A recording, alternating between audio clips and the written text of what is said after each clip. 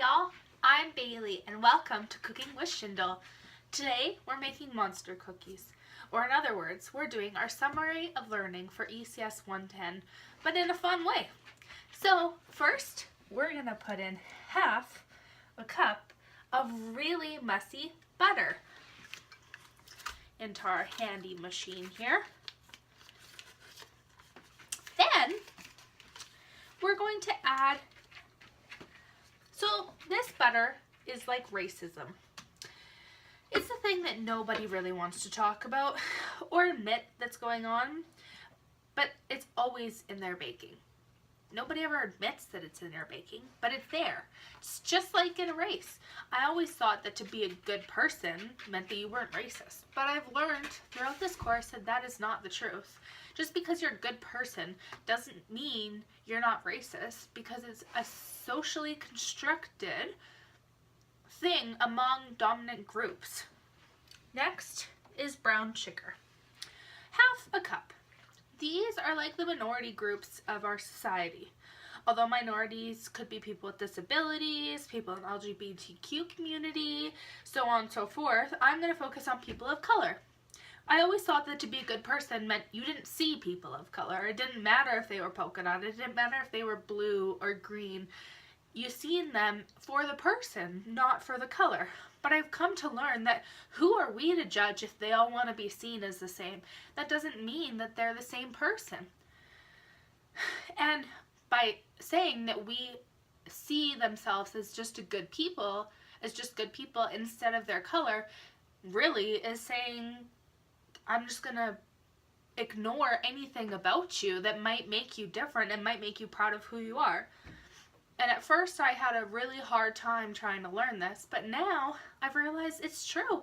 We're all different despite if we're good people or not. We all have differences, and that's something to be proud of.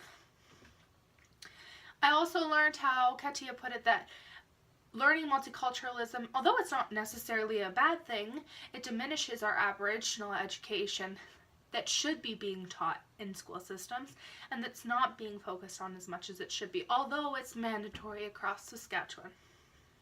So here is our half a cup of brown sugar. Next, we have a quarter cup of white sugar. I bet you can guess what this is. White people, or whiteness. So this whiteness is what we've seen as white everywhere in our society. There's white on all advertising. If you look at advertising, mainly white people. And just like this white sugar, white people have privilege. You don't think when you have sugar in your coffee whether you need to distinguish between brown sugar or white sugar. It's just white sugar. Just like privilege, white people don't need to fight to get to the same area where people of minorities are in the first place. The truth is that I never really thought about how privilege could make me where I am right now. I've worked hard to get where I am. I was working 60 hours a week, building my house, making things work for me, but I never really thought about how Aboriginal people would have to do the exact same thing times 2 to get where I am, because they have so many obstacles against them. Now I'm going to mix these together, because this is how I thought after the beginning of the semester, that my thoughts were all scrambled up and I had no idea what I was doing or how to make it work. It might be a good thing if it's plugged in.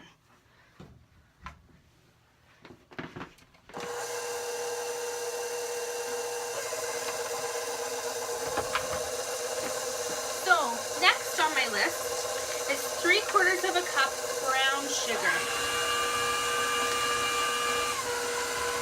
I had to make my very first blog post, and that, or my blog website, I guess, and that was a little bit sticky for me.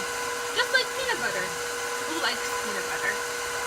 Also, it made us stick together.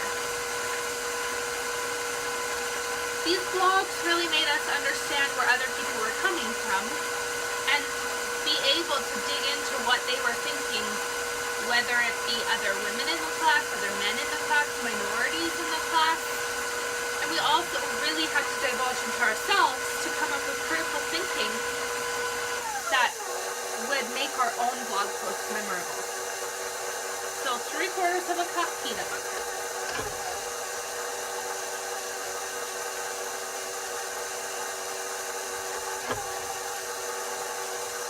Apparently I'm really not very good at baking because everything is just sticking to the sides. Okay, next we have 1 large egg. So this one is like the residential schools. So I didn't really know, I guess I was oblivious to everything going on with the residential schools and thought that they happened so long ago and Aboriginal people just needed to get over it because it happened so long ago. Little did I know, the last one closed in 1996, pretty much in our own backyard. So this 1 egg is like the one big thing that's a part of our society that nobody talks about. Next, we have 1 teaspoon of vanilla. So this dark substance is like the dark intergenerational effects of the residential school systems and how they've affected Aboriginals going forth. As one former classmate put it to me, how would you feel if you had no parenting, were taken away and just known as a number your entire childhood? Probably not very stable. Hence some of the issues that they have currently, that Aboriginal people have currently. So next, 1/2 teaspoon baking soda. The people with disabilities, and in specific, the article that we read titled "What's Wrong with Disability Awareness?" So baking soda is like the ingredient that it's in everything, but nobody talks about it because it's not seen as maybe a major problem or a major contributing factor to the cookies. What we do need to talk about is how to raise awareness without mimicking people. In this article that we read, the article stated that mimicking people will never actually give a true definition of what is going on in their lives. And it's true. My sister has a disability, a brain injury, and you would never be able to tell all the countless hours of extra homework, all the sleepless nights that she goes through to try and just live a normal life. The next is flour. This is how I feel about the course. How I felt about the course. Just blah. I just didn't like it, to be honest. Little did I know that these were common rebuttals, as we read in the article, that I just didn't want to talk about it because it made me uncomfortable and I hated it. To be honest, I dreaded every Wednesday evening. But now I've come to learn that it's just because I just needed to get used to talking about it. These quick oats are the stuff that really holds the cookie together, like our Zoom room that we use every single Wednesday, and it's the first time that I've ever used it, but I thought it was such a good way to get everybody incorporated into the group on a weekly basis instead of just a regular online course. So next we have quick oats, Smarties, and chocolate chips. So the quick oats are like the Zoom room, like I'd mentioned.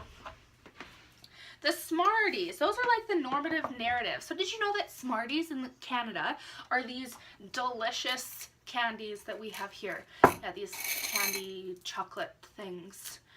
But in the States, they're like rockets. What? So normative narratives are like the things that are so ingrained in our society that we don't even think about being any different. Like healthcare, or the fact that healthcare is free, even though it's not, or treaty cards give every Aboriginal person free stuff, even though that's not true at all. But it's so ingrained in our society that everybody thinks it's true.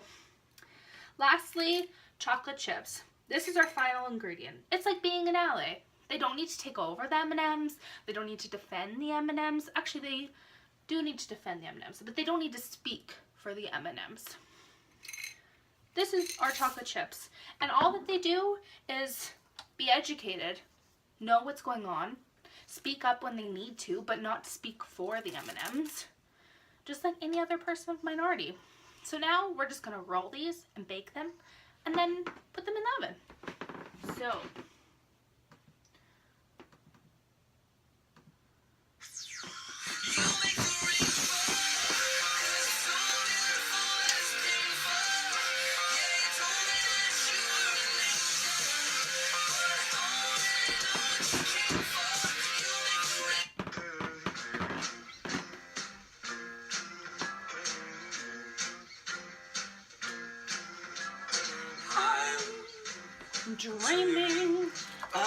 white Christmas, just like the ones I used to know.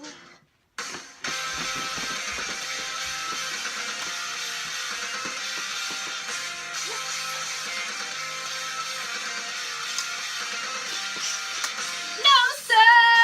Well, I don't want to be the blame, not anymore. This is our final product, a delicious cookie.